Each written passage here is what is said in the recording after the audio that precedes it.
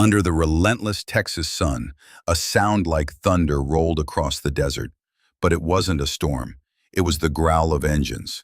25 armored trucks, each bristling with guns, rumbled across the border near El Paso. Inside them, 1,300 chemical drums. Enough toxic precursors to poison cities or flood the streets with billions of dollars in synthetic drugs. For decades, Americans feared the day a cartel would push this far north. That day came on September 12, 2025. What followed was not a police chase. It was a war, one fought in silence, shadows, and precision. And when it ended, one of the most ruthless criminal networks on earth would cease to exist. But the road to that victory was lined with danger, because behind those barrels of chemicals were 180 innocent hostages, women and children trapped in the cartel's hell. To rescue them meant doing the impossible, striking a fortress without triggering a massacre. And the question haunting every commander that morning was simple. How do you destroy evil without destroying the innocent?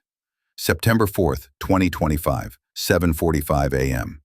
On a remote desert road south of El Paso, a column of armored vehicles moved like steel serpents through the sand. Each truck was reinforced with ballistic plating, roof-mounted cannons, and thick steel grills built to ram through roadblocks. Inside, 130 mercenaries, ex-soldiers from half a dozen countries, rode in silence, eyes scanning the horizon. These weren't ordinary smugglers. They were professionals, hired killers, paid in gold and blood. Their mission? Deliver the chemical cargo to a base just 7 miles from the American border. A base that wasn't supposed to exist. The convoy's payload contained benzyl alcohol and N-methylformamide, industrial chemicals used in pharmaceutical production. But in cartel hands, they were precursors to synthetic narcotics powerful enough to wipe out entire neighborhoods. Street value? Billions. Each barrel was a weapon, each truck a moving bomb. And as they crossed into American soil, high above them, unseen, U.S. reconnaissance drones watched every inch of their advance. From the Pentagon to the Border Command Center, one phrase echoed in every headset. If they reach that fortress, it's over. The stakes weren't just national security, they were human. Inside that fortress, 182 civilians were chained in darkness, bargaining chips in a billion-dollar nightmare. The mercenaries thought their convoy was unstoppable. But what they didn't know was that every mile, every turn, every heartbeat was already being counted down. Because the U.S. wasn't watching anymore, it was preparing to strike. 8 miles from El Paso, the desert hides secrets few will ever see. Among them, a sprawling complex of warehouses and bunkers known only in intelligence circles as the Gray Bastion. On the surface, it looked like an abandoned freight yard. In reality, it was a fortress, 15-foot steel walls, 4 layers of razor wire, and 12 rotary cannons capable of spewing 3,000 rounds a minute. Behind those walls, more than 200 guards patrolled around the clock. And inside the main structures, 180 hostages, mostly women and children, stolen from small border towns. For years, the fortress had served as a central hub for arms, drugs, and human trafficking. It was part prison, part factory of human misery. Cages filled with people, workshops producing fake IDs and chemical compounds, storage rooms stacked with weapons. No law enforcement agency had dared to breach it, until now. Because this time, the fortress wasn't just a safe house. It was about to become a chemical super lab, capable of producing narcotics on a scale that could cripple cities. And that couldn't be allowed. But how do you destroy a fortress full of civilians without killing them all? That was the impossible question. And then, a near disaster changed everything. At 8:27 a.m., a U.S. reconnaissance drone drifted too close to the base's radar. For one horrifying second, the radar system blinked red. Inside the cartel command room, alarms wailed. Guards scrambled to the walls, scanning the sky.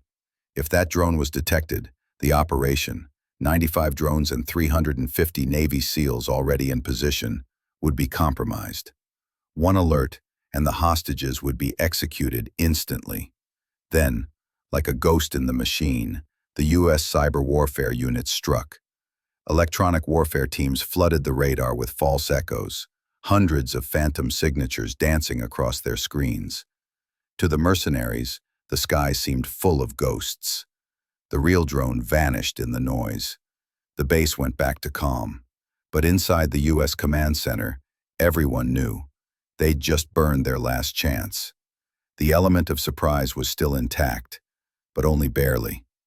There could be no retreat now. The convoy had arrived. The hostages were inside. The chemicals were stored.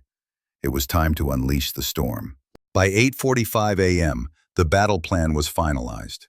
In the sand dunes east of the base, 350 Navy SEALs lay in silence, hidden beneath camouflage netting. Each man knew his role. 50 were assigned to breach and secure the hostage blocks. 20 snipers positioned on distant rooftops, their rifles zeroed at 1,200 yards. The rest were divided into strike teams, engineers, medics, and demolition experts. Above them, the sky hummed with invisible predators. 95 miniature drones, each the size of a backpack, circling silently at 500 feet altitude. Their 360-degree cameras streamed live feeds to the command center in San Antonio. Each carried a 12-pound precision charge, small enough to avoid collateral damage, yet lethal enough to obliterate a gun nest in a single hit. At exactly 9:10, the operation would begin. 15 UAVs would dive onto the western wall, creating chaos and drawing defenders west. At that same second, 50 SEALs would breach the eastern perimeter, the opposite side, and move straight toward the hostage blocks. Snipers would neutralize exposed gunners in under 8 seconds. Meanwhile, the remaining drones would hunt down the fortress's rotary cannons. Every second mattered. Every breath, every step, every trigger pull was timed to the millisecond. And yet, even with all this precision, everyone knew the truth. No plan survives first contact with chaos. 9:15 a.m., the desert erupted. From 500 feet above, the first wave of drones plunged like thunderbolts. Each detonated on impact, tearing through guard towers, ripping open the western wall.